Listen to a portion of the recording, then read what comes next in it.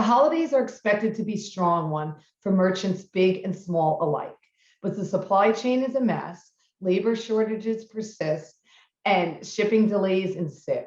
Against that backdrop, how are small business owners going to thrive during the holiday season? I'm Donna Fuscaldo. I'm a senior finance writer with business.com. Today, we're speaking with Nelson Holzner. He's the CEO of MODIFI, a digital trade finance company, and he's here to discuss what's going on in the supply chain and how small business owners can ensure they have enough inventory to meet what is expected to be red hot demand this holiday season.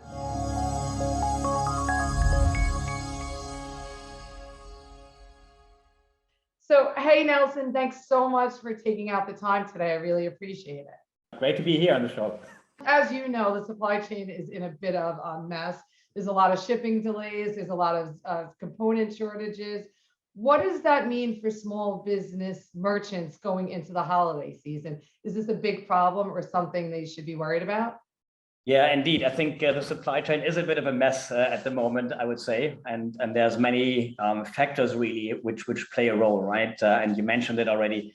I think we see in every part of supply chain quite some disruption, right? Be it truck drivers which are not available to clean out the ports, right? We see lots of kind of traffic jam in front of the LA harbor, for example. But that's not only in LA; it's actually also elsewhere in other parts of the world. We see the same things actually happening in the UK, for example, where also truck drivers are simply a big shortage. And so we have actually multiple different reasons why things are so sluggish at the moment, I would say. And the not so great message, I think, is that it will not go away anytime soon, right? Because these are very complex processes, including many different countries, from sourcing in Asia to sourcing a bit closer by, from the lack of shipping containers, lack of ships per se, right? And obviously, I think everybody has now ordered ships, right? All the big carriers, but ships will not be there overnight. And the same actually is unfortunately true for containers. We simply don't have enough boxes on the planet to meet the demand, which is surging after the COVID crisis, right? So this seems to be far away, but I think then again, when I look, in different countries we're working here, you actually see like real effects already, right? So in the UK, obviously, you have a shortage of gasoline in gas stations, and the supermarket shelves are not as full as they used to be, right? So things which we haven't really thought about for decades, I would almost say, all of a sudden, are part of our daily life here and there. And I think this will probably only get a little bit worse before it gets better, I guess. So for small merchants in the US, they're talking about this year being really, really strong in terms of consumer spending during the holidays, making up for last year with the pandemic. What do they do? How do they make sure they have enough inventory on their shelves or on their sites to meet this demand? And is it too late? Because we're already, we're in October. Is it too late for them? Indeed, I think the positive news is that the businesses and the economy is really picking up, right? I think that's I think everybody was a bit tired of the whole COVID thing, right? And I think the bad vibes it had also in the economy last year. But due to the fact that this is such a delicate supply chain management, all of a sudden a very high demand will also create some problems, right? So, and this is I think what we see at the moment, that you have real bottlenecks here, and hence also difficulties to really get the merchandise on time. So I think Christmas is probably something which is difficult if you haven't really ordered the quantities already. It depends a bit on what you order, but I think in certain areas, everything around electronics and where you need computer chips obviously is very constrained at the moment. So I guess the lead times here are a little bit longer than the holiday season, which is in front of us here. So I hope that everybody has already ordered the goods and that they're at least on the way, right, and get cleared in the ports. But on the other hand, people are also not only buying now for the Christmas season. Actually, many businesses plan already for the season beyond Christmas, right? And I think one of the learnings we take away here and tell our customers also is that it's never too late actually to start your work now for the next big season you face, right? So I think planning and identifying suppliers in time maybe a little bit earlier than you're used to is a good idea, right? And to really maybe also not only revert to those suppliers you usually work with, but also broaden your supplier base. I think is pretty important, because the likelihood that your preferred supplier is out of stock or cannot deliver the quantities you need on time is fairly high. So you better have a plan B. So how do you do that? If you're a small merchant, how do you expand your supplier list, and how do you even afford to bulk up on inventory for the future? I mean, that's what we get as questions quite a bit in terms of, so how do I find good, reliable suppliers these days when I can't go to trade fairs, for example, right? And industry shows. I mean, that is, I think, the traditional way of like, traveling into the country and visiting factories and getting a feel for the quality they produce, right? All these things are much more difficult these days, right? I mean, like, unless you're really up for 2-3 weeks of quarantine in China, you're probably not going to go to China and visit factories, right? I think that's just a matter of fact. So I think you really need to, I think, hopefully you can go back to earlier suppliers and then see, who has served you well or who has served your competitors well. I think that's always a good idea to look at your competitors and where do they actually get the merchandise from, right? If they are successful, then maybe that's a good source for you too.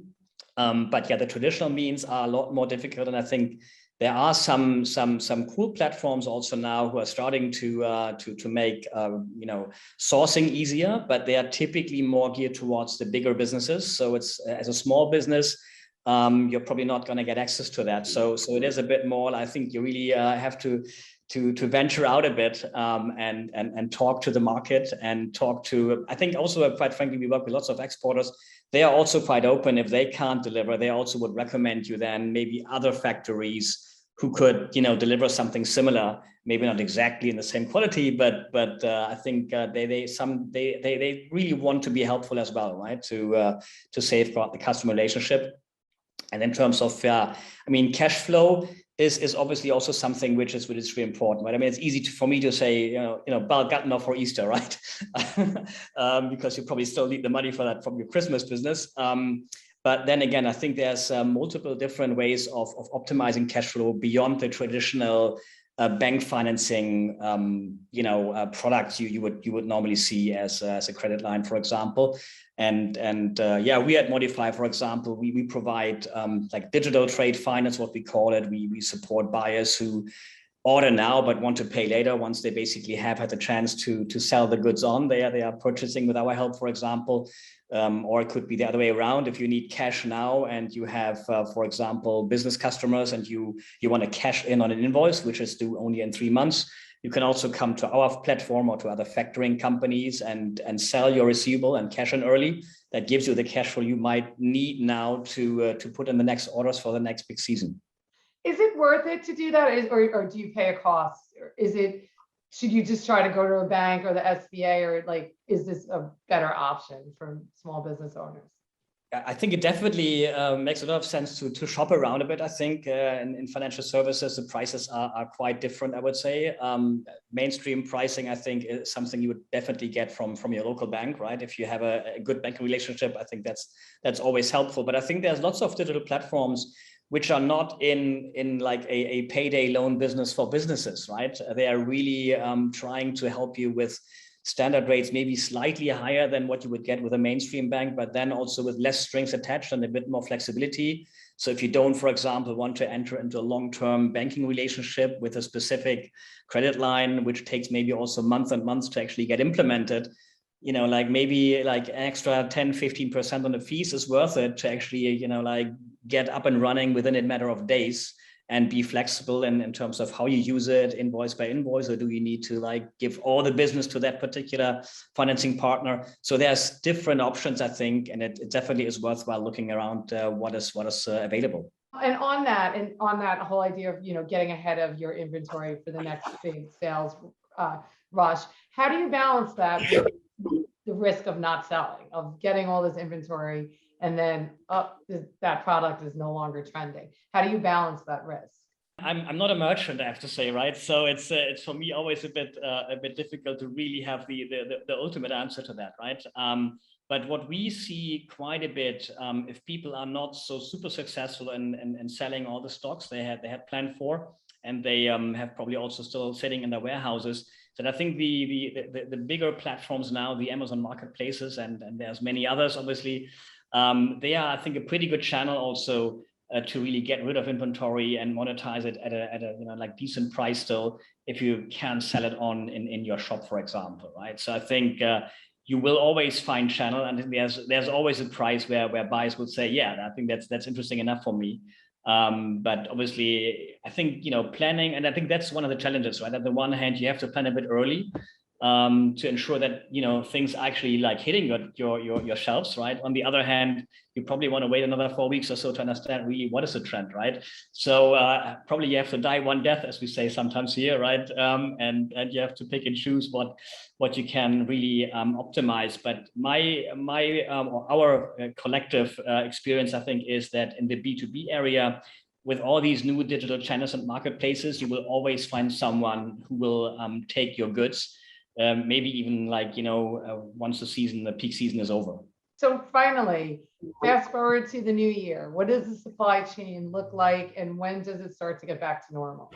As I mentioned earlier, I think this whole kind of supply chain mess, I think, will probably carry on for a little longer, and a little longer is not another quarter. I think all the players expect the next year to be pretty sluggish as well. I think it's just like a matter of time until all these elements will have probably hopefully smoothened a bit. So I think this will be something you have to deal with for the next 12 months at least, I would say. Yeah, maybe not as bad as it is at the moment, but it can also get a little bit worse, I think, the next 2 quarters, I would assume, before it gets better. And I think what we definitely will see is that that people are getting a bit more careful. Also, the exporters, right? So your suppliers.